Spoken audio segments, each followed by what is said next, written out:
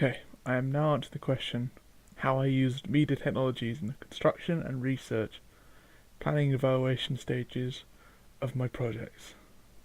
First part would be in the research, where I use Google to find the images, for example, the posters of 13th and Blackfish, which I uploaded on my blog, where I analysed them to show the different codes and conventions used, but also did the same for the dub page spread, which I found examples of Channel 4, which is also the same provider or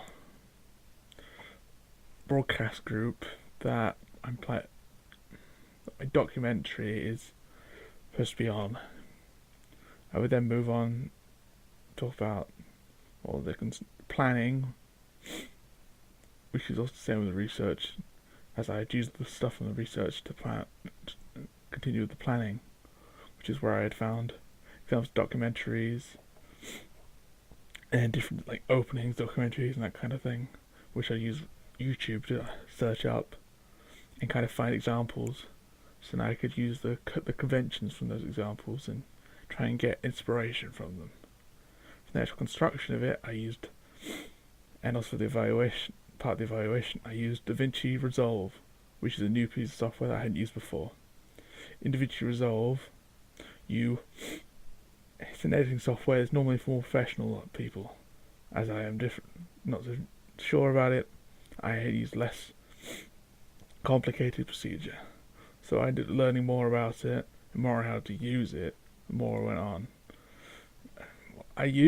But even then I still used it because it was easy to use and also did anything I required from it. It just required me to try and learn about it and experiment. And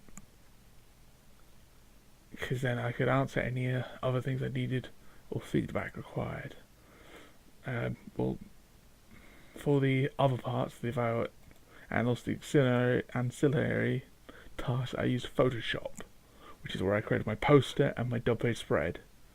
For the poster, it was useful as I could change and crop images for it, so I could fit it perfectly on the page, and also was able to move my logo for the Channel 4 and also the title. Part of that followed over onto the dub page spread, but this also meant I could plan out my page and fit it into the 6 columns it was required for the 6 things for the dub page spread. So it was very useful for that. A different part would be probably to create the podcast, which I'm doing now.